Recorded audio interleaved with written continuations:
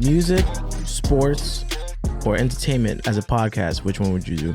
If you could only do one for the rest of your life. Music, sports, or just entertainment? Oh, wait, music, sports. Or like pop culture. I feel like that's a little bit more broad. But damn, bro. Don't fuck me up today, man. You got to choose. Music or sports? Yeah, let's say just music or sports. Maybe that'll be easier. A or B? It'd probably be music because, like, when it comes to sports, I'm more just basketball. Like, I do like sports, though. Like, I like football, but, like, when I was a kid, I used to watch football more than I watch it now. I don't really watch football like that now. When I was a kid, I used to be in football a lot, and I used to be in baseball a little because my dad used to take me to the games and shit, so I used to be in the baseball. But, like, yeah, I would probably do music, but, like, bro, like, it'd be so much shit. I'd be wanting to talk about everything. Right. My homegirl told me that. She was like, yo, we was having a dinner, and she was telling somebody, she was like, yo, Wayno would talk to a hole in the wall about anything. Like, he could talk about anything. So, like, I just like to talk. So, I don't know, bro. I don't know. That's the difficulty of doing this shit, because I'm trying to find, I feel like we're finding it. Right. Especially with us having this time, like the rundown. But, like, I feel like I could talk for 40 minutes just about Falcon and the Winter Soldier and the Snyder Cut. I could talk 40 minutes. Like, my homegirl, like, she into that shit. If me and her sit and talk, we'll talk about that for an hour. Yeah. Just talking about geek shit, nerd shit, you know what I'm saying? So, I don't know. And with clothes, like, I could talk with somebody about clothes for an hour. I could talk about anything, bro. But it would probably be music, because music is, I just don't want to be boxed into music. I was going to say, because, like, you were doing a show for a minute, right? That's why I don't want to do it, bro. And then now, now you're not doing a show or whatever you want to say, right? But, so do you feel like people want you more or want to hear you more now because you're not doing a show every day, no pun intended? Yeah. People definitely want to hear me. It's because, you know why? Every time I get a chance to speak, I don't talk no silly shit. Right? I don't never be talking no silly shit. Like, every time I talk, I know people listen. Whether it, like, everybody don't know me on every platform. Like, I introduce myself everywhere I go. So, like, I know that, like, people, they want to hear me because they haven't heard me. But it's like, when I speak, I know I got some shit for them to say, oh, wow, like, I didn't think about it like that. You know what I'm saying? So I know that people want to hear me because they haven't heard me. But at the same time, it's like, I want to fill a void. I'm trying to build something that people could be like, yo, I anticipate this shit every week. You know what I'm saying? Like, I anticipate this shit. Like, I want to see this every week. I want to hear what he got to say. That's what I really want to do. You think if you took a break from, like, podding, you'd still be like, you'd be able to come back the next year? If I didn't just do it? Yeah. Let's say for a whole year. Nah. I would never do that because it's too much money. Like, yeah. You know what I'm saying? Like, once I learned, like, when I was on the show and shit, that's, like, I made so much money. Hell no, I ain't taking no time off from this shit. Fuck that. I ain't taking no time off, bro. Cause I be doing, like, I do this, like, all right. So I got the shit I'm doing, this company, I got this I'm doing. Then, like, I get contracted by companies to host streams. Like, bro, that shit pays well. So it's like, hell no, I ain't taking no time off. Anything, the great thing about not being on Everyday Struggle, which I miss it? Absolutely. But the great thing about not doing it no more is like, it gives me so much time now that I could do maybe 3 things in 1 week that could equate to my check from EDS for a month. So it's like, it gives me more time, you know what I mean? And that's only 3 days in 1 week. Shit, it's 30 days in a month. It's 4 weeks, you know what I'm saying? So it amplified my hustle. Like, that shit amplified my hustle. But I ain't taking no time off this shit. I ain't got no time to take off, bro. I was gonna say then, okay, so all right, you don't feel like there's a value in the time off because you know there's. It is time. Well, I mean, there's value. There's value in it, but you still want that money, right? But now, let's say that compared to, like, an artist right now, right? There's mad artists, like, let's say like Rihanna or like Kendrick, right? They're taking mad time off, but they could be getting that money right now. Yeah, they are. They're rich. That's the only reason why you could take time off. Like, I mean, I'm not. I'm real good, though. I ain't gonna front. I'm real good, but like, Rihanna don't. I'm not gonna say she don't care because I feel like anything that you're invested in, like, I feel like anything that you're invested in, you'll always care. Like, you'll care about it, especially the craft. But I feel like a Rihanna or a Kendrick, like, they just love it. Like, they've done everything. Like, there's not nothing questionable in Rihanna's career as far as music. Like there's nothing questionable. There's nothing questionable in Kendrick's career as far as like music, as far as the music he put out. So like having the luxury of taking time off it's a gift and a curse. Rihanna making so much money selling panties and bras, bro. I don't give a fuck about no song. Like if because all right, the people love music from Rihanna, but if you looking at, if she say, all right, or for every song I probably make $2 million, but for every season I do a Fenty, I make 10 million. Oof. You know what I'm saying? Like, I'm just hypothetically speaking. Yeah. Just let's rationalize that. Right. Let's unpack that. Who the fuck is who's gonna be doing songs? You know what I'm saying? Like who's gonna waste their time? Why would she? Yeah, like why?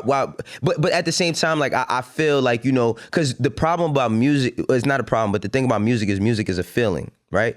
So when we talking about music, we talking about how people feel about it, how they ingest it, how they consume it. And feelings don't got nothing to do with business. You know what I'm saying?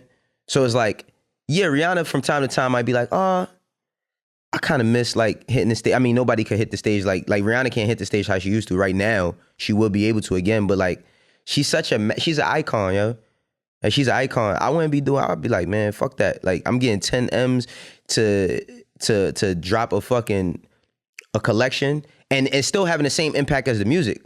I feel like women, that Fenty shit make women feel empowered. You know what I mean? Like I feel like when they put that shit on, they feel like the baddest bitch on the planet. So it's like, I feel like that's what her music did to an extent. Like her music made women feel empowered to an extent. You know, and when I'm saying that, I'm not saying that she's making political driven songs when I'm talking about empowerment. I'm just talking about like her music make women feel bad. Like her music make women want to dance. It makes them feel good about themselves. I feel like her product is the same shit. Like I feel like it's the same shit with Rihanna. Now Kendrick, bro, you know what's so crazy about Kendrick? I love Kendrick, bro, but I can't defend it no more. What you mean? I can't defend it no more. Like, all right, so look, I argue with academics for 3 years about why I think that Kendrick is my favorite rapper opposed to a Drake. Or why Kendrick is my favorite rapper opposed to a J. Cole or whomever else, right? Right.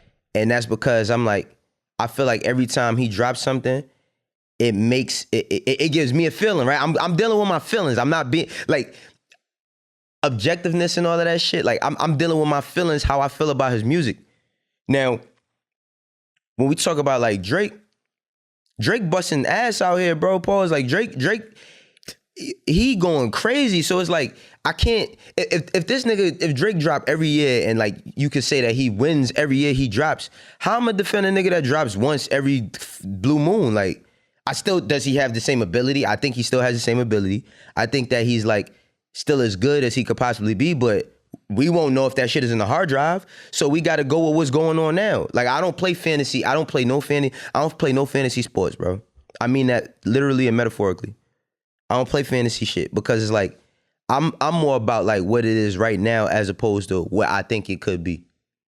That's what I'm about. It's like, okay, I think that Kendrick has four, maybe five undeniable bodies of work. Undeniable, like top to bottom, some of the best shit you heard, especially for that time. But he's taking so much time off. I can't say he's still better. I can't like when him and Drake is like here and here as far as like putting out music, because I don't think that he makes better like records than Drake. I feel like he makes like better bodies of work, but like Drake is putting out like these massive fucking hit records every year. I'ma just be like, nah, I can't do it. Yeah. And Drake don't like me. You know what I'm saying? But like, and that's cool. But like, I can't deny that. I don't even know him. But I love him as an artist. Right. I love him as an artist. But it's like, I can't keep saying, oh, he's better. And it's like, all right. So when the last time he did something? The fuck you want me to do, bro? Like I can't. I have no ammo. Like you know what I'm saying? Like yeah. you want me. All right. Let's say.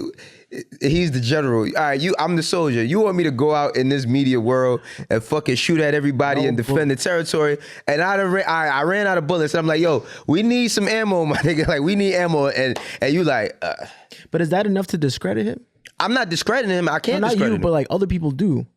Other people think just because he hasn't put anything out, maybe he lost his touch. Or like Rihanna, right? All right, like you said, she got Fenty out, right? But she's making money from that. Probably double from putting a song out. Right. But if Rihanna comes out now, is she getting 1 billion streams in a month? Absolutely. In a month? Absolutely. In a month? Absolutely, bro. Absolutely. Absolutely. Because she still see, the difference between a Kendrick and a Rihanna is this. Kendrick is I think he's so like creative. Like every time he does do something, it's so like some other shit that like he has to seclude himself. He has to stay away in order to get it out. Rihanna she always drop a hook. She just the shit with her party next door. Believe it, like that shit just went platinum. So it's like she always have a hook out there. You still see her, bro. We don't see Kendrick at all. We don't even see him. And the thing is like, I'm also not the person that feels like he needs to be at every protest. I don't believe that he has to do any of that, right? But he's put himself into a seat where people expect certain things out of him. And as much as I love him, I don't know if he's gonna do it again. I feel like he can, but like it's been so long, it taints the air. Like that shit taints the air, bro. It's like a person could take so long. You know how much shit has changed, bro? Since Kendrick has put out an album. Yo, Kobe Bryant died. Nipsey Hussle died. Oof. Pop Smoke became one of the biggest artists coming out of New York and passed a year into that Juice world. But I also believe that Kendrick, I don't believe that Kendrick is a person that sits in a house and soaks up and cries all day. Or like he's this emo. I don't think he's emo. I just think he's into whatever it is he's doing, which I believe I know he has a wife. I believe he started a family and all that shit, which, bro, if that's what you're taking time for, I'm all for that. But like, Axe said it best, bro. We can't, niggas using load management, man. Like, he using load management, man. So it's like, it's hard for me to like, as a fan, because regardless, I'll always be a fan of Kendrick. Right. I'll always, but like, think about like Lauryn Hill, right? Lauryn Hill made one album.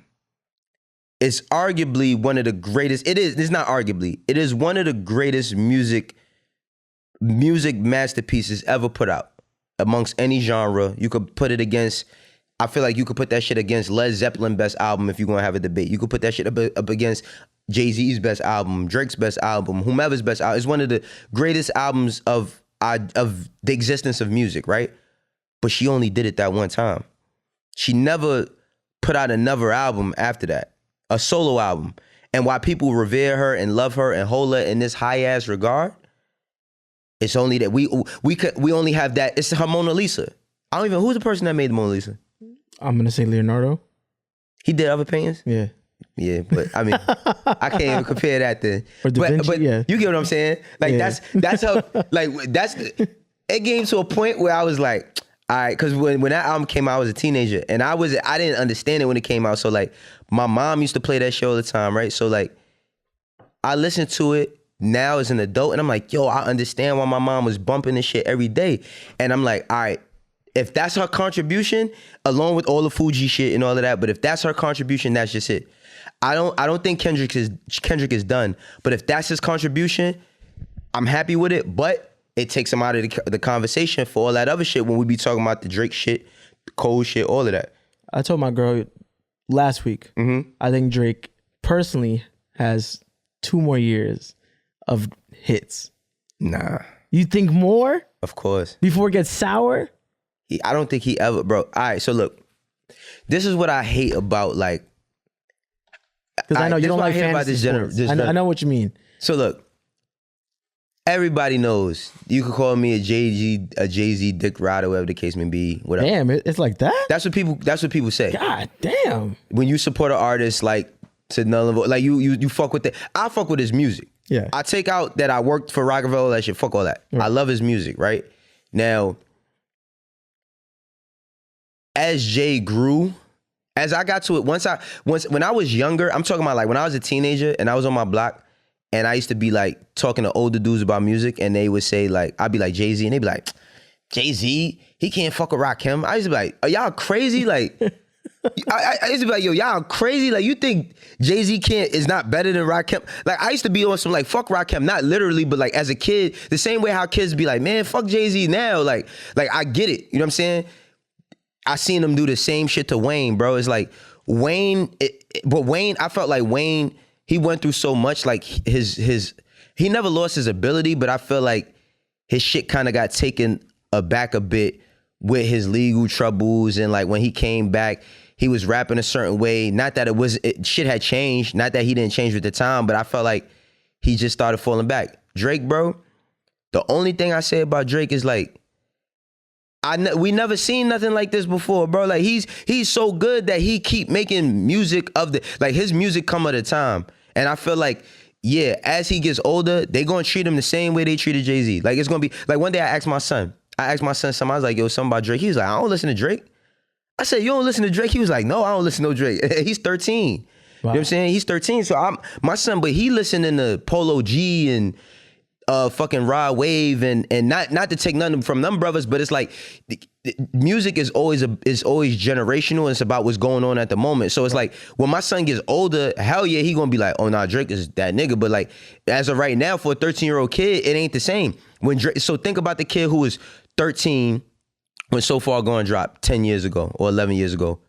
You like, you know what I'm saying? Yeah, exactly. Now so as you get older, bro, like see, you growing up in a generation where everything is so quick. So yeah, it's like your generation might look at it like, oh, he ain't got that much time. But I'm looking at it like, what? Like even when I was on Brilliant and when I said the Little Baby era, because I seen a lot of people say, oh, Wayno said, I'm not saying it's not Drake era. I'm saying it's like, this is the beginning of where Baby about to go.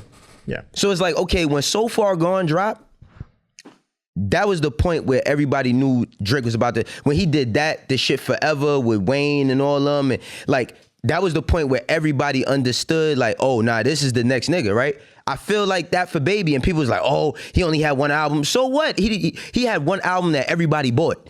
He got 3 or 4 other projects. He got an album with Gunna, 2 tapes before that. He's put in countless amounts of verses. Every time he gets on something with somebody, he goes. It's very arguable that, to me, he had a better verse than Drake on Drake shit. You know what I'm saying? So it's like, that's what I meant. Like, yeah, he's going into a space where he's the next nigga. Now, that's why Drake put him on a record, I feel like, because he respects him. Who's on there on that 3-song EP? Lil Baby and Ross. Yeah. Ross is a person that Drake been doing records for 10 years. Wow. Yep. Right? And Baby is the new guy who Drake been fucking with for the past couple years, but he's at the space, I feel like he's at the space of where like your start, like that, like my turn was his start. Now, like he just getting started. So how we not in Lil Baby's era? Yeah, it's still Drake's. Like, of course, everybody knows he's the man. I didn't say the nigga's not the man. Everybody know that, but I'm just saying it's like Baby is at a point where he's starting. Like this is his shit, about to be his shit. And they're gonna do the same thing they did. Like, watch, Baby is what? How old is he? Like 24, 25? I'll tell you right now. Like, but even look at Dirk. I feel like Dirk is there too. Dirk is at a space now where Dirk is the top nigga. And who these 2 people that we talking about? They was both on Drake's shit. Mm-hmm. Dirk was on Drake's single, and Baby was on Drake's EP, which is fucking ended up being the second record on the Hot 100. It was 1, 2, and 3. 1, 2, and 3. So it's like so how can we discount that? You know what I'm saying? Because people be trying to discount Baby like he ain't putting in work. And he's still young. He's 26. And Dirk is 28. That's what I'm saying. Like Drake, when So Far Gone came out, I think Drake was like 21, 22. I'll tell you right now. But he had dropped, Comeback Season. He had dropped Comeback Season, and there was another tape. I don't know what it's called, but I just remember the cover of it was like red and it had like this star on it or some shit. But he had like 2 tapes before he had So Far Gone. And then he never stopped after that. You know what I'm saying? So it's like, Dirk is like 27 or 28 and has a 10-year career. Bro, Dirk been rapping for 10 years. We know who Little Dirk is. And he just now getting to the point where everybody knows him. Like it was at a point where like you was only fucking with the Chicago shit to know him, the drill shit. And then he went through that weird phase with him and the Dej Loaf shit. You know what I mean? Because that was weird. That whole Def Jam time was kind of weird. And then once he got over the fucking Alamo, Start kicking ass. So it's like, yeah, he's another one too that is we going into his era. He about to have an era. How many albums in do you think that you officially have a seasoned rapper? Like 3. It take like, I feel like it take like, first of all, before you get the albums, it takes a lot of work before you get to your first album. Because if you look at a seasoned rapper. A seasoned rapper. Oh yeah, like 3 albums, 3 official, like 3 albums. Like now, shit is so different. I can't compare it to the old times because, like, people was knowing about like a Biggie on a like freestyle scene in his hood and all that shit, and then it's like Biggie put out his first. He died in 3 years of us knowing him. You know what I'm saying? He's only in his 20s. Pac had, I think Pac had not a longer time, but Pac had put out a lot of albums before he got to like that point where it was like he was the biggest artist. You know what I'm saying? Like I feel like it take like about 3 to 4. Like even when you think about Jay-Z, his first album, it wasn't critically acclaimed. I remember The Source went back and gave it 5 mics. First album wasn't the one. Second album, he was doing good, but at that time, Mace was selling more records than him. By the time he got to his third album, Hard Knock Life Volume 2, is when everybody's like, oh shit. That's kind of like Drake. I feel like Drake, his So Far Gone was that shit. Then Thank Me Later, his first album was like, because a lot of people, I had different expectations for Thank Me Later just by the leaks that was coming out. Yeah. And then I forgot what that EP was called. He had dropped the EP where he had Fear on that, and then the shit with him and Jeezy. It was a few joints. And then when Take Care came out, which was his second official album, right? Take Care was his second official album. That's when it was like, boom. I feel like that's when he became a seasoned rapper. Kendrick, same shit. Fucking Overly Dedicated, 1 and 2, then Section 80, then Good Kid, Mad City, then boom. So it takes like 4 projects. It takes like 4, like you got to put out 4 bodies of work before you that. You know what I'm saying? In that space. I still feel like we have a way of discrediting these artists or just people who do great shit. Like it's either, even if you're dropping like high quality albums or saving the world. Yeah. Like Sam. You got people being discredited or just not even giving due credit. It's so funny because you know what's so crazy about like film and shit? Film is like real to us. So it's like, all right, we watched the Falcon and the Winter Soldier, right? Yo, this man died, bro. Like, how the fucking nigga died? Like, this nigga dies, goes off into some astral plane because remember, like, Peter was like, he was like, yo, it was like we would sleep and then like we woke up and then like he was like, Dr. Strange said, yo, we got to meet everybody. They waiting on us and da. So we don't know exactly what happened after they dusted, right? Right. But he dies. He comes back. He's the first person to come out after. I was just gonna say that he really is the first one. Well, no, it was the Black Panther. Black Panther, Zuri, I forgot the other name. But then he was the first. I mean, he's the first person we hear. Yeah. Sam on your left. Yeah, on remember? Your left. He comes out. They all could have died that day too. Like, they all could have died that day. So you mean to tell me all of that shit happens and he popped? But yo, somebody on Twitter brought up a really good point. They was like, yo, you gotta remember when they wrote the Sokovia Accords and he ain't signed that shit. Yeah. Tony told everybody like, yo, you either on this side or that side, and they was felons, right? And they went on the run. But I'm just like, okay, so where's the road to redemption after that, right? So where after all of that happens, Inspector Ross, his name not Inspector but Ross, right? Right.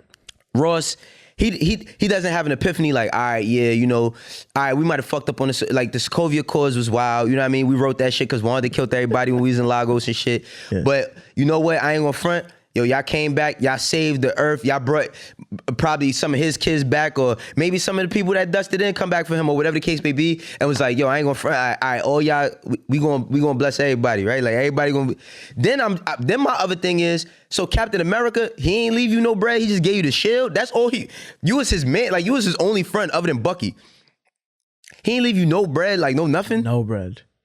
Yo, it's like, so Sam, it's like, yo, Sam, he comes home. I'm thinking Sam getting money, like, cause he was living in the fucking Avengers compound. Yeah, which was a fucking, the Avengers compound is probably 20,000 square feet of some wild shit. You know what I'm saying? Shit's probably 20,000. Like the property land, that shit probably is worth like 20 million or some wild shit. Tony paid for it. But my biggest problem with Sam is because Sam is not a hustler, bro. Yo, he respawned in Wakanda. So, all right, cool.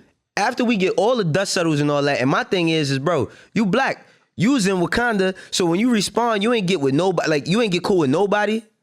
This is all, what's crazy is we're talking about fiction, right? We're really talking about fiction, but this is how I'm thinking. I'm like, so, cause if I'm Sam, I'm like, yo, I probably would have bagged the chick in Wakanda after. I'd have went to Wakanda after just on vacay. Like after we beat Thanos and all that, I would have went to Wakanda. I'd have brought my sister and my nephew and shit on a vacay. We'd have went to Wakanda. I probably would have bagged something out there. And I'd have been on some shit. Or I'd have hollered at Zuri, like, yo, Zuri, I know y'all get to it. Like, what's good? Like, let me run some of the forces that's over here. Sam is Pop. But I tell you who ain't Pop. Bucky not Pop. Bucky got bread, bro. 100%. He go to therapy. He started therapy right there. He eats sushi. You know what I'm saying?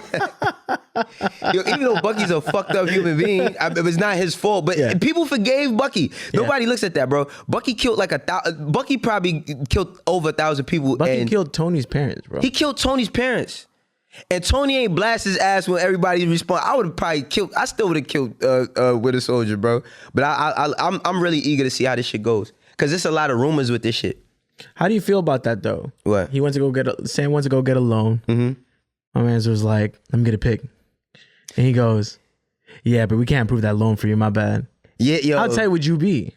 I'd have blacked out in there. But at the same time, see, I understand being a black man in a corporate environment and like not wanting to black out because you don't want to get locked up. Like I swear, bro, like I had a job. I used to work, I told you I used to work at Pix11. Yeah. So I used to work at Pix11 and shit, and I'll never forget how one day it was these Indian dudes who ran like a stand in the building, right? They ran a stand in the building. So when my son was born, like, you know, black people, everybody like, yo, play the number, play their weight, play the time they was born, play with it. So one day, me and my friends, we going to lunch. I play the number. My son weighed 8 pounds, 5 ounces. I played $8.50, $1 straight. I came back, I hit the number for $500, right? Damn. So I went into the store. I used to run a lotto machine when I worked in a sneaker store in my hood. Nice. So every time people used to win with me, they would come bring me like a little $20, $40. Oh, you gave me good luck. Them older people, they give you that bread. So I gave them $50. I say, yo, all y'all get lunch or whatever. This is like 2007. So I kid you not. I go there one day. I always go there because I buy a bagel from them. I buy like drink. So I go there one day, and this Indian guy, right? The Indian guy that runs the store, it's only me and this other white dude in there. So, and this is all gonna play back into how you act when you in a setting where you feel like it could get funky for you. So I go in there, I'm waiting to play the lotto. He's ahead of me. He works for the news, right? He's buying all these scratch offs. He's playing numbers. He's playing lotto. He's buying a bunch of only stuff from the lotto machine. And he spends like about $50. He walks off. There's nobody else in the store, just me. I walk up to the register, and the guy is like, he walks away, right? He walks away. So I'm like, that's pretty odd. But he's walking around, he's doing shit. I said, excuse me, but I want to, buy some numbers or whatever. He looks at me, I kid you not, bro. He says, buy something from the store. I don't make no money off the lotto machine. I'm like, you ain't say that to that white man that was just in here, right? So he's like, I said, first of all, you don't have to speak to me like that. Right. Like this is the thing, bro. Like my mom was a job developer, so I learned how to like handle myself in certain settings from the time I was a child. I know how to speak. I know how to speak sternly. I know how to speak aggressively without raising my voice. Mm-hmm. So I'm like, yo, you don't have to, at this time, I'm 24 years old, right? Which I'm 38 now, but I'm 24 years old. I'm like, yo, you ain't got to talk to me like that. So he was like, I don't care. I talk however I want. I say, yo, I'm a man and you a man. He's like, I don't care if you a man. He like, buy something from the store. I don't make no money off the lotto machine. I said, you ain't say that to the other guy that was here. So he started talking. He started getting loud, and I calmed myself down because remember, I work upstairs at the news station or whatever. And my whole thing is, I'm 24. I got tattoos all over my neck, on my hand, all over my arms. I know that people who don't understand me or people where I come from view me a certain way. Right. They probably look at me and think like, oh, this guy's nothing. He's a gangbanger. I don't even know what he's doing in this building. That's how they view you. So like, I'm not giving him the benefit of the doubt, but I'm just like, if I start getting loud, nobody's gonna ask me what I feel. Nobody's gonna ask me what happened. So all I simply told him, I say, yo, listen, I'm just telling you this. I'm telling you this right now. You like 120 pounds and you like 5'4". If you wasn't behind that counter, you would not talk to me like that. Right. I left it at that. I never went back in there again. Damn. But every time I used to come to work, I would see him. So, well, I didn't see him like that. One day I saw him and he saw how much taller I was than him when he stepped from behind that counter, because he was walking one day and he saw me and he looked at me and he was like, hi, man. I was like, what the fuck is, like, whatever. But see, I feel like Sam had a moment where he felt like he could have blacked out. But as soon as he start blacking, somebody gonna pull their phone out. They gonna be like, oh, the nigga from Avengers is in here. He in here wilding tweaking. Out. Yo, da. And then he gonna end up going viral for all the wrong reasons in that world. So I understood it. But I hope that it gets better for my man Sam, because I want them to be able to keep his family business. He got scammed from all that. 100%. You got scammed? He got scammed. Oh, yeah. I mean, yo, bro, you can't be out here saving the world. And, yo, bro, this is my point. Because, look, this is why police be stealing money, man. Because that's not a well-paying job. Right. I remember one time, my one of my friends, we was talking about police officers, and we was talking about white police officers specifically. And my man was like, he said, yo, successful white people don't raise their kids to be police officers. He's like, that's a dead-end job. Like, he's like, I'm not talking about like the average white person. I'm talking about like white people who attain like high levels of success. They don't want their kids being no fucking cop. That's a bum ass job. So he was like, yo, that's why they be on bullshit. Like the ones that do, and they always get caught, but the ones that be stealing and all that other shit, that shit ain't no bread. Like I swear, man, like I remember when I was a kid, I wanted to be a cop because I used to watch the show Chips. So I Chips. Okay. Yeah, I used to watch Chips. So I wanted a cop because they had guns and motorcycles. You know what I'm saying? Like, that should look mad cool. It looked cool, but yo, the crazy thing is as I got older, by the time I got 8 years old, I didn't like police. Damn, by 8. By 8. Reason being is because my god brother, it's crazy because we talked about this like about a year ago. My god brother at the time, he was taking me to the store. I was like 8 years old. And he's taking me to the store, and we get to the corner, and these cops jump out, right? This is why I was living in the Bronx. We was on White Plains Road and 228th Street. It's a corner store right there. And the crazy thing about this is like, as a kid, the age I am now, as a kid, I noticed that like the only things you remember in life is like the best times or the worst times. You like the in-between shit is kind of a blur. But like you remember how people treated you good or how people treated you bad. So what happens is we go into the store. The cop, like I said, he was about 12 years old, maybe 13. I was 8 or 9. My highest, I was 9. I wasn't 10 for a fact, because I was like in the 4th grade. The cop jumps out. He slams my god brother. I'm standing right next to him. He slams my god brother on the wall. He's like, what the fuck is you doing out here? Da, da, da, da. He's just saying a bunch of shit. I watched this cop go in his own pocket, take something out of his own pocket, put it in my god brother's pocket, and pull it out, and it was crack. I mean, at the time, I didn't know what crack was. I just know that he put something in his pocket. So when he pulled the shit out of his pocket, he said to the other officers, like, yo, look at this. And when all of them was like, oh shit, he started fucking my god brother up. Of course. So this is a 13-year-old kid. He's fucking him up, and then he looks at me. I swear to God, bro, I'm not making this up. The cop looked at me because he seen me, that I saw him do it. He looked at me and he winked his eye.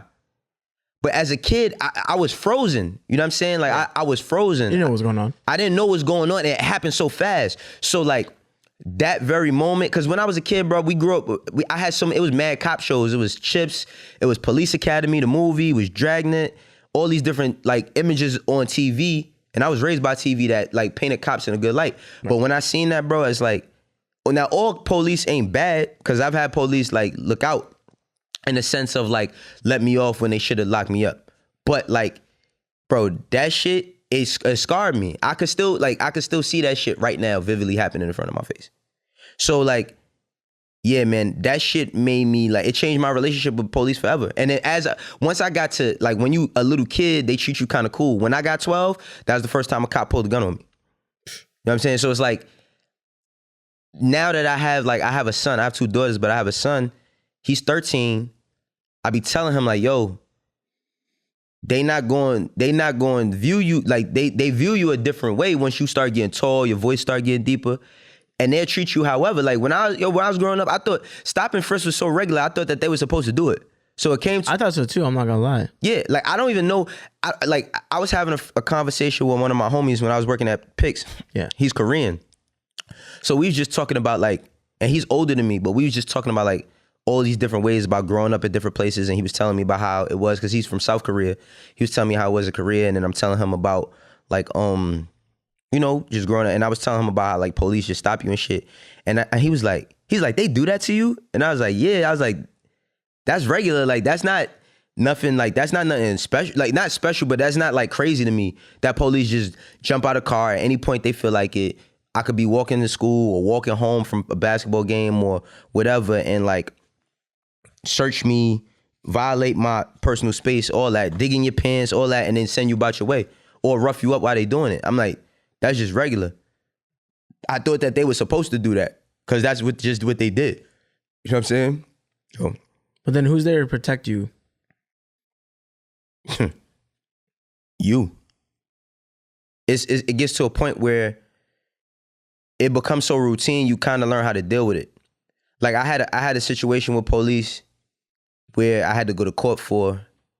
I was 22. It was cop. We got into this big thing, and ironically, some other cops that was there, because he caught like, bro, this dude caught like 15 cops. This Puerto Rican dude. His name was Officer Martinez. I'll never forget his name because my friends used to always say I was scared of him after that, right?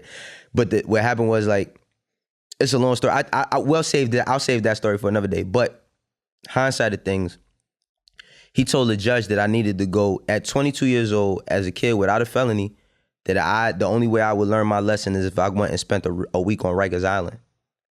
So the judge kind of looked at him a certain way, and he told him to come up. He's like, yo, come up here.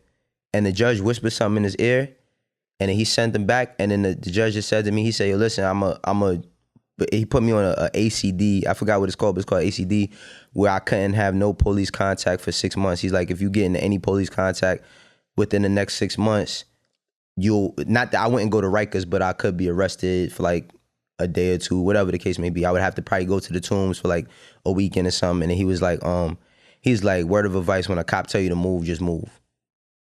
But it was like, bro, it had come to a point where I had so much from the police from the time I was 12 to the time I was 22. I just got tired of like, cause now I'm at the age where the police is my age. And then I was in the street. So it made me feel like I had this kind of superpower where like you can't talk to me however you feel. But after that situation, I still got stopped and frisked from time to time. But like I just kind of learned how to deal with it to get them to leave me alone. I would kind of like comply a little bit easier. Cause I used to be super rebellious. Don't touch me. Don't put your hands on me. Who you talking to? Like I would do all of that with the cops. But it never benefited me. Right. Cause I had to pay a fine. I didn't get arrested, but I had to pay a fine. I had to pay a summons. I lost like just the time of going to court that day. I had to go to court mad early in the morning. I had an overnight job. So I went from my overnight job immediately straight to court. Yeah. You know what I'm saying? I lost time. I just was like, it ain't worth it. Like me feeling like I could talk, like, but at the same time, I don't feel like you could just violate me. But when I was younger, I just was like, I don't want to deal with it. So I just, whatever. But my mom saved me that night too, because the cop, when he, like, they was on some shit, my mother jumped in front of me, in front of all them cops. I mean, she was like, y'all not gonna kill my son, like jumped in front of all of them. Like, whatever y'all do, y'all gotta do it to me. Y'all not doing it to my son.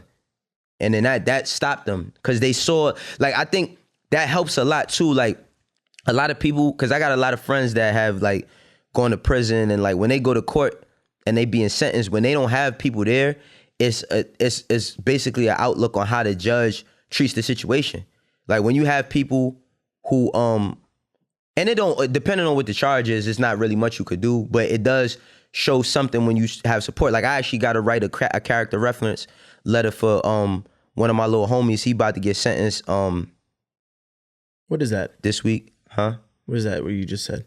What? You said a character reference? A character reference letter, yeah. What is It's a character reference letter. It's just like I'm basically writing a letter. I've known him since he was 12 years old.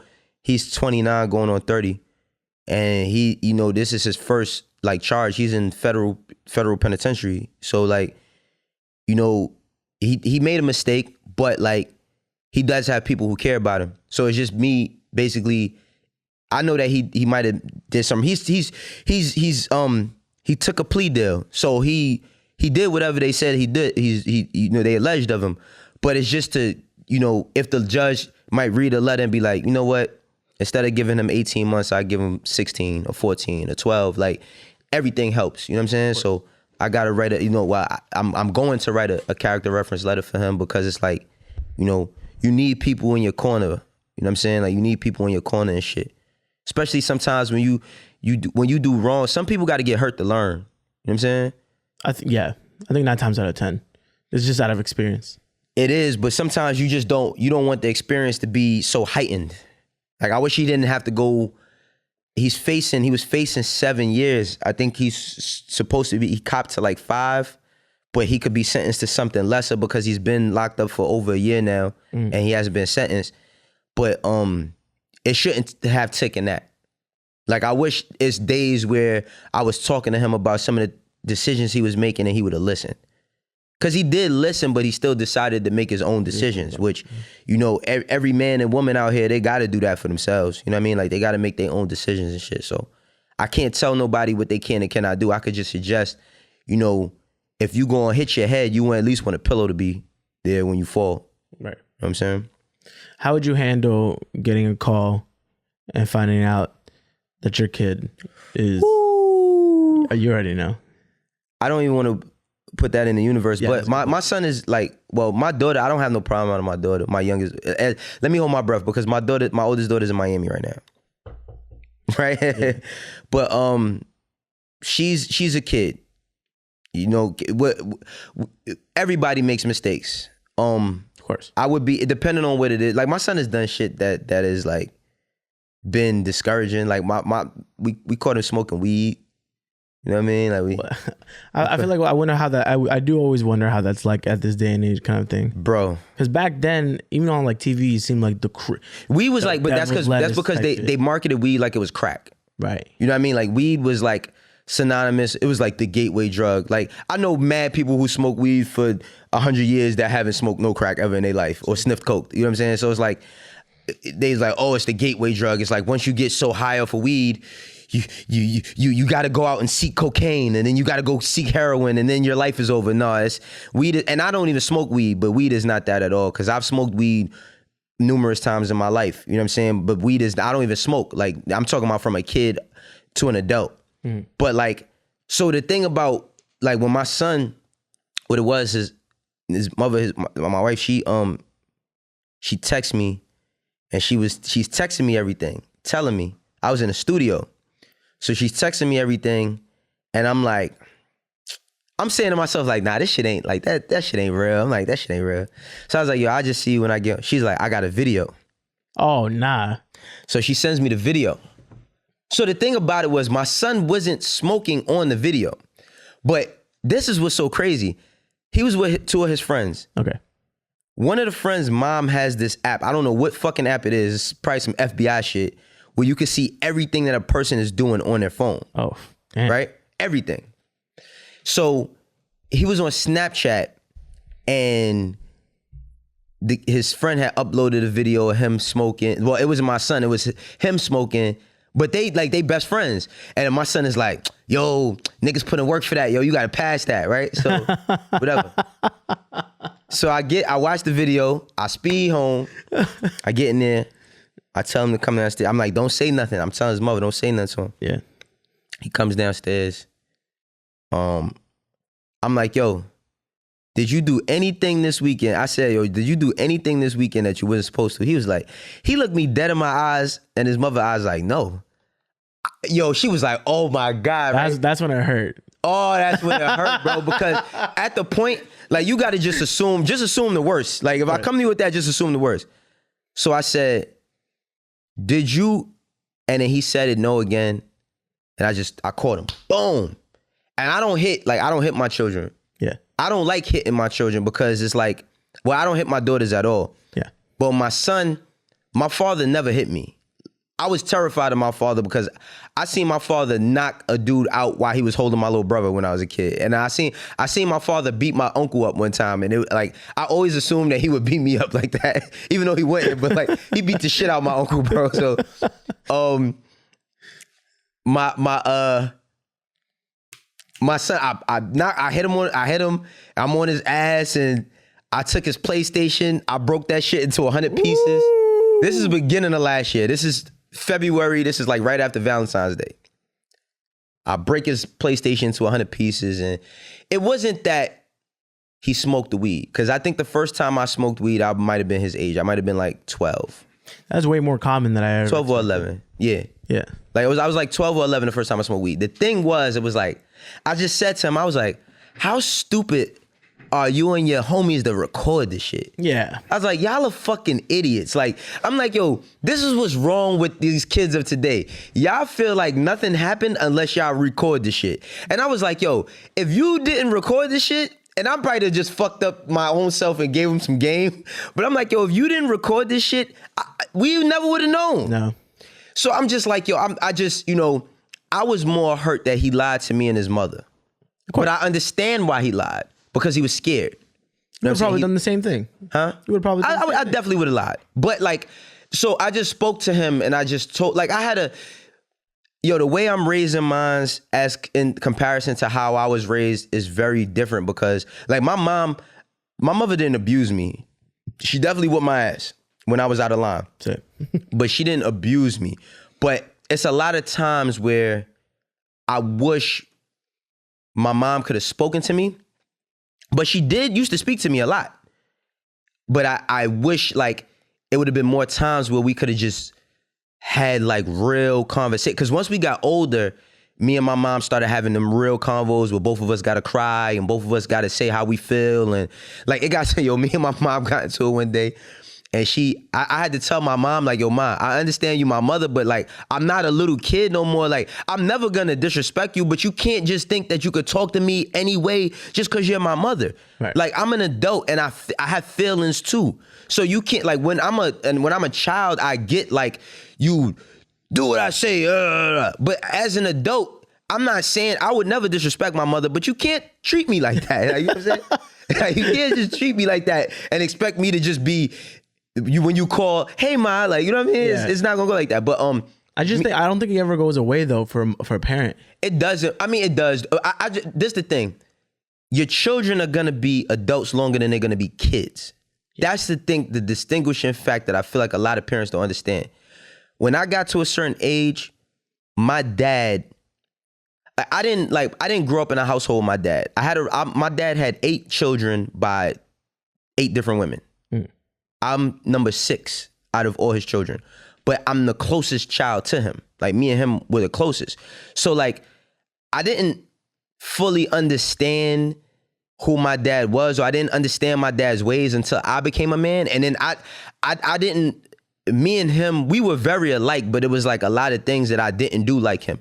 So like, but I started to understand his ways as a man, like certain shit that he would do with certain ways that he would feel.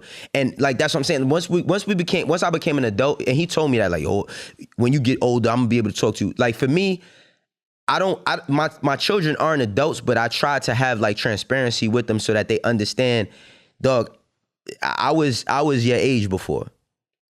I feel like that's what kind of helps me in my profession, because while I'm 38 years old and people starting to call me Unc and OG and shit, like I be talking to some of the young artists and I be like, yo man, I love how y'all doing this and doing that, because like when I was 21 too, I was 22 too. We was like, you see an artist get caught with all these guns and people be like, oh man, they stupid, they this, they that.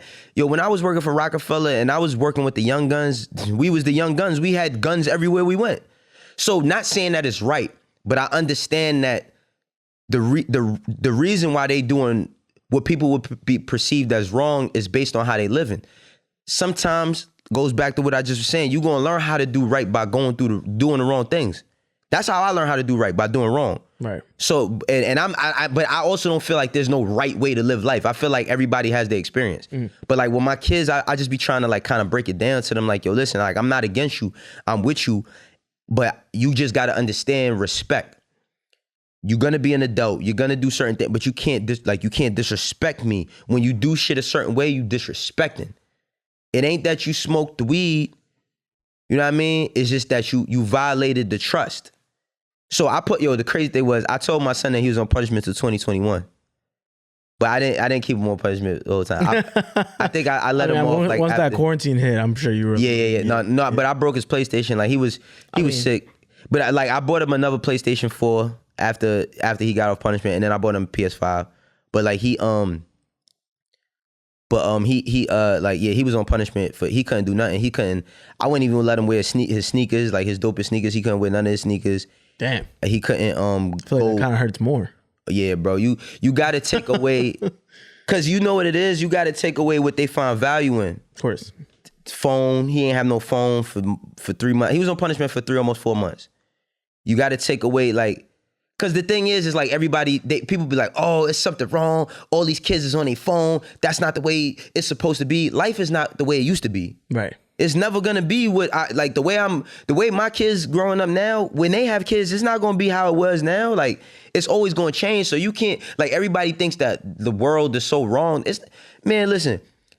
People be acting like my generation, like we had like this fucking moral compass where everybody like was operating the right way of integrity, and no, the fuck we was not. And not the people over me neither. My generation was the kids that all of us wanted to be grown. Our parents would send us in a room and act like we don't know that they drinking liquor and leave the shit right in the refrigerator. So guess what? Oh, when you go to work, I'm taking a sip. I used to sip my mom's Alizé all the time. My mom had Alizé in the fridge. Like, I would take little ass sips of it. Like I used to be like, oh, this shit tastes good. Like, you know what I mean? And I would be a little buzzed. Like, I was like, oh shit. Like, but you can't do shit and assume that I don't know just because I'm a child. Right. And that's how a lot of parents operate. They assume that you doing it. Like remember, like we was talking about guns and shit, right? It's like when I had I've had a firearm license since I was 25 years old. Before that, I was always around guns. Fortunately, I never caught an F or none of that, but I was around guns. But I was around guns in the wrong way. Right. Once I got of age and I was qualified, it was like, all right, let me get them out in the right way. And the guys who taught me where I learned my training, my firearms training, they told me like, yo, don't let that shit be a mystery in your house. Because when it's a mystery in your house, that's when something bad happens. Right. If you got this forbidden room and this forbidden thing where nobody sees it and nobody touch it, the day that they touch it is gonna go bad because they're not gonna know how to deal with it. So that's why it's like, you know, and that's not for everybody. Some people don't agree with that at all. But for me, there's guns in my household. I show my family my guns. They know where they at. My son know how to use a gun at 12 years old because I'm legally able to teach him that. Right. You know what I'm saying? But some people don't agree with that. But everybody got their own way of living. You know what I mean? Everything ain't the same for everybody. So let's say in 6 years, right? Mm-hmm. Your kid's 18. So he could introduce one more. Well, I don't know. Actually, I think smoking is 21 now. Damn. All right. So I guess let's say 9 more years. Mm-hmm. All right. Your kid gets to smoke. He gets to drink. But smoking is probably the most taboo thing, right? Yeah. Would you still be kind of weirded out by that? Well, I don't smoke. Yeah. So like the reason why, I don't smoke because I don't like the way I feel when I'm high. Right. And I also don't like the scent of it. Like I don't like the scent of it in my house, in my clothes, in my car. I don't like that shit. So like when my son becomes an adult. Or your daughter. Not my daughter, because my daughter's a little closer. Yeah. If they activate anything they do responsibly and they're adults and they do what they do on their own accord, there's nothing I can do about that. Right. Because the life-changing thing for me was when my mother told me, you want to fuck, get your own place so you can fuck at. You ain't going to be fucking in here. You know what I'm saying? Like, and I left and I never came back. Yeah, look at that. You know what I mean? But if you're going to operate whatever it is you're doing, if my son one day decides to smoke or my daughter decides to smoke and they're in a responsible space, there's nothing I can do about that. Right. The thing about being a parent is like, bro, when my dad died, like, I could see that he was at peace with me because he was happy. Like I said, we was the closest. He was happy with how I was living my life. And he made me my little brother's godfather when I was 16 years old, which was the most bugged out shit to me. Who the fuck makes their kid their kid's godfather? But that's because we was like best friends, me and my dad. So the thing is like, he knew that I was responsible enough to be able to take care of my brother and his demise. He knew that I was responsible enough to take care of my kids. He was happy with that. It's gonna be a day when my time comes. I just want my kids to use the tools that I gave them, and you could use them at your discretion. It's not like if all the shit I teach you have to do exactly, because you're not gonna do anything like how I did it. No. You're gonna do it your way. But like, I just want you to fucking do it the best way you can. And as a parent, when I get older, hopefully I don't die no time soon. But if I do have to go, I hope that they would just keep that in mind. You know what I'm saying? Like, that's my only thing. Y'all gonna have to live for yourselves. You know what I mean? You just better make sure that you know how to take, like, you just know how to do for yourself. That's the most important thing. I don't give a fuck. I don't care if my son or my daughters, they ain't gotta fucking be CEOs of a company and running this and running that and be bosses. They don't have to do all of that. Right. As long as you living positively and you're not doing nothing to hurt nobody or take nothing from nobody, or doing something out of your character and being yourself, you be whatever the fuck you want to be. I don't care. I feel that. You know what I'm saying? Real quick, before you do your free throws. Yeah. I low-key want to be hitting a tweet of the week from you every week. Right. And we kind of got like 2 this week though. We do have 2 this week. All right, yes. Cool. Yeah, we can do it. Let's do it. I'm gonna start off with the one I saw and I was like, yo. All right. Wait, which one was it? You tweeted out, if you're wearing makeup, don't hug me. What happened? I'm gonna tell you what happened, bro. I was in Atlanta. I went out. I didn't go to no club. I went to a little lounge. I'm moving and shaking. I seen somebody I knew. I gave him a hug. And the next day, I threw on the same sweater I had on the day before. And the next day, I looked and I had this fucking makeup smudge on this off-white hoodie that cost me $600. Ooh. And I hope that I could get the shit out.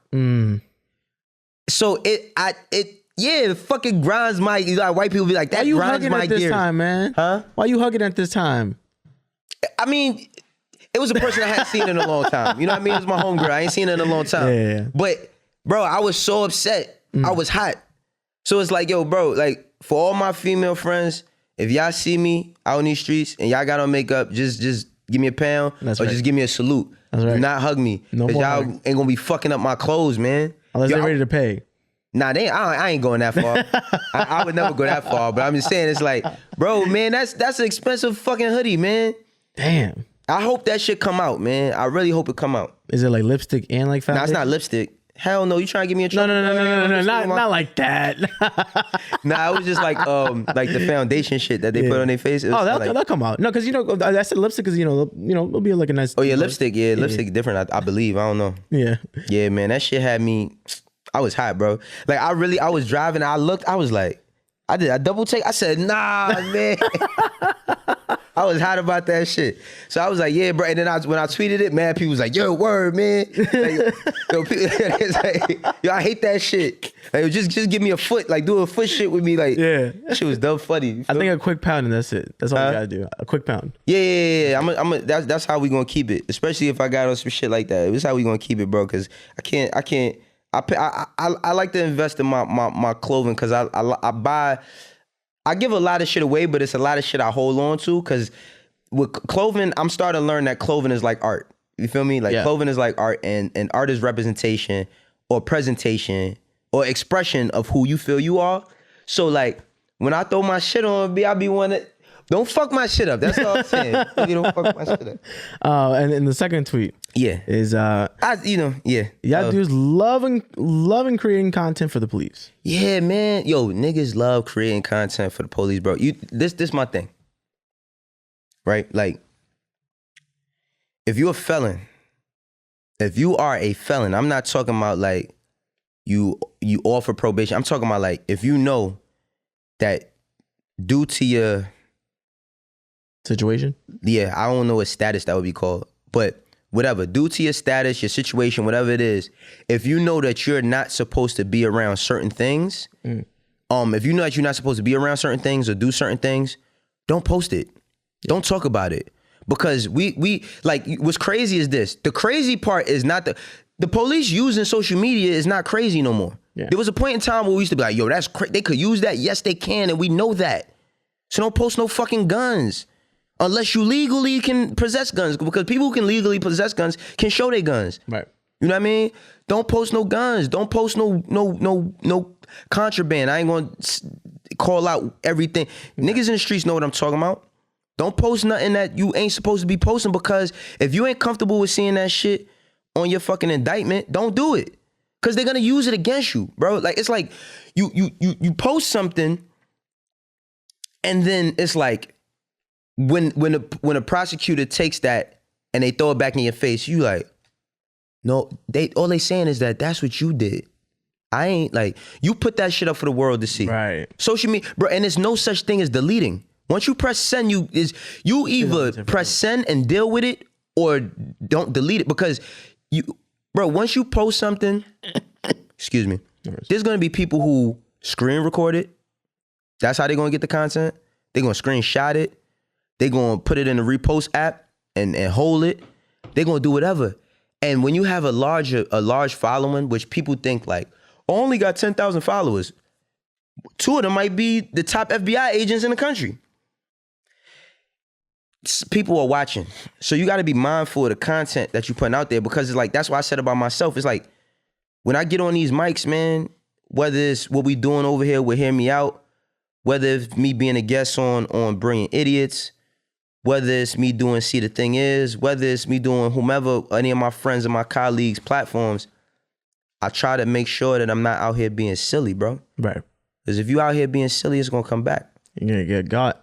You're going to get got on many levels. On many levels, bro. I would hate for you, like, I would hate for a young brother, and it's not just dudes, it's girls too. I would hate for a young brother or sister, no matter what your race is, to catch a charge because of some shit you did for likes. Like, what part of the fucking game is that? That's what we at. Like, we do, because guess what? Everybody says, oh, you do it this, you doing it for the gram. You do. Everybody who's on the gram is doing it for the gram. No matter what type of content you posting, whether it's your kids, whether it's your sneakers, your clothes, your new job, you're posting and you're sharing because this is what you would like to share with the people who follow you. Maybe that be your family, may that be your audience, may that be whomever. Maybe you trying to go viral, whatever. Once you press send, you cannot get it back. So be mindful what you pressing send on. You can only imagine how many people are being tracked too. Oh. Think about your situation from last year, right? Mm-hmm. Yeah, I don't think y'all would have ever found out if it wasn't for that app that your son's friend's mom had. Oh yeah. So if that happens like that for a kid, if I was all I do is think about if I was a cop. Bro, if you a cop, you have to think about being a criminal to catch one. Yeah. Like, you have to, like, if you watch, you know what's so crazy? People still believe that they smarter than the police. Like, they still really believe that. They still believe that, oh, that happened to him, that ain't gonna happen to me. So my thing is like, if you're providing, that's what I'm saying, you're providing, even in the DMs, bro, nothing is sacred. Right. Even the DMs might be just you and that person, whatever, but you gotta be mindful what they sending you. Bro, listen, once you upload an email, your email is basically like making a new social security number every time. But you're using your IP. Let's say that your social media platform is your IP because it's you, right? You're uploading your IP. You're putting your digital DNA every fucking where. Right. You can't be like, that wasn't me, or I'm an actor, or no, bro, like, they not trying to hear that. They don't want to hear that. So being that they don't want to hear that, stay home, bro. Yeah. Stay home. It's too many. I just talked to my friend the other day that's doing life, bro. We be having conversations. I don't even know how the fuck he can talk. I'd be sad every day. I mean, free my man Bird, but like, bro, you just gotta be mindful what you're doing. That's all. I'm not no God. I'm not no prophet. Yeah. I'm not holier than thou. I don't sit on the iron throne or a golden one. Nothing that I've attained makes me better than anybody. I just want people to not make the wrong mistakes. That's all. The world is a better place when people make less mistakes, bro. Last thing. Yeah. Free throws. Let's do it. I don't know if you got any particularly. Let's check. Let's check the jack. You know we always got to check the jack for the free throws. If y'all don't know, then you know now. Every week, we're gonna ask your questions to Wayno. Yeah. Let him know what you're feeling, what you want to find out. You got to send these questions in. Yeah. Or hit him up when he's on live. How often are you on live? I don't go live a lot. No. I used to though. Yeah. But I can. Yeah. I don't think I'm gonna go live today. Let's just look in the DMs. Let's look in the DMs and see what we find. I'm sure you get some weird ass DMs, don't you? My DMs all over the place, bro. Like, bro, my DMs all over the place. It's usually most artists, like, people would like think it's a bunch of women and shit. Mm-hmm. It's not. It's mostly dudes sending their mixtapes. Yeah. You know what I mean? Or like people threatening me and shit. Christ. Yeah, people threaten me. That's all a whole time, different level of like fame, in my opinion. Once you start getting threats and shit, or like people just can't handle. No, I'm gonna tell you what it is. When people start arguing in your comments by themselves, yeah. No, I've seen people argue in my comments for a whole week to the point where like sometimes this the trick. If you spark a conversation in somebody else's comment, like I like comment sections. Yeah. You know what I mean? On like social media. So like Say Cheese, I'm very familiar there. Like Say Cheese love me. Like I love Say Cheese. But I always go to their comment section because I always feel like it's a dope way to gauge what the people are thinking, what they feeling. Yeah.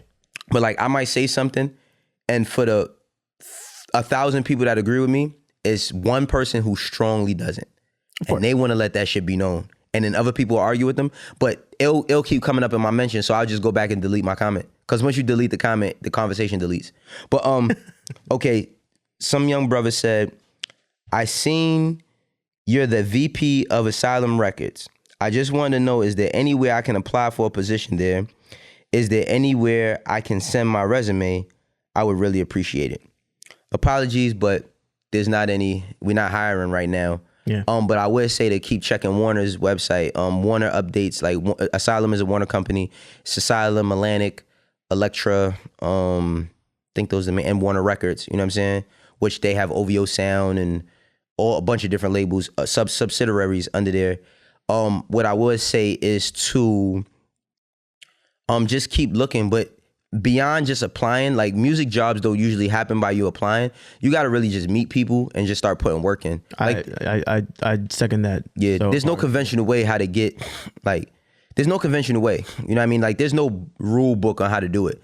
Everybody I know who has like a job or gotten a big job, it's like you start at a certain place, and then once you get in, you just got to work and work and work, and then your work will carry you on in your career. Right. So that's the only free throws for today. I feel like we shared a lot. I have one real quick question. Yeah. If I have a homie of mine. A what? A homie of yours, right? Been making music for a long time. Mm-hmm. I know where this is going. Yeah, you already know. But he's type whack. He's type whack. Yeah. Love him to death. Yeah. I never had the heart to tell him. How did you tell him? You ever seen that movie about Tina Turner? What's love got to do with it? Yeah. Nah, man, I think like, so this is the thing. Everybody has like their hopes and their dreams. It's a lot of guys who still believe that one day they'll be like just as big as Drake, and they're like damn near 50 years old. You know what I'm saying? Like, it's people who really, and I'm not here to crush nobody's dreams. And I also don't believe in the word realistic, because I feel like the word realistic is just like a cage. You know what I mean? To not let you be as creative as you would want to be. Yeah. But I feel like for the most part, you just gotta just like have it out with them. Like, yo, what's the plan? You gotta just say, yo, what's the plan? All right, you doing music, what's the plan? And if they can't give you a plan, you gonna be like, yo, dog, you might as well just leave it alone, bro. Like music is not just music. Like, you gotta have all these different variables as to how to get it going. You know what I mean? And he might say that you hating. You know what I mean? And he might say that you switched up, because you know that's y'all generation shit. Yo, they switched up. Like, you know what I mean? Like, nah, bro. Like, you just, if he truly loves you and he's your friend, he'll respect it, even if he don't agree with you. So what do I do? Like, what's the approach? Like, do I sit him stop down? Sending you shit. Yeah. Just tell him stop sending you shit. Or when he sends it, just don't pay attention. Like, one of my homies was doing that shit. Yeah. He was sending me all this shit. I just didn't respond. I just stopped responding. Like, whatever. I didn't have this was years ago. I ain't had a heart to tell him, but I just stopped responding. I feel like that would hurt more. Fuck it, man. Yeah. Sometimes you got to get hurt to heal, man. Yeah, like, listen, some people need some hurt out here. You know what I mean? You might need some hurt.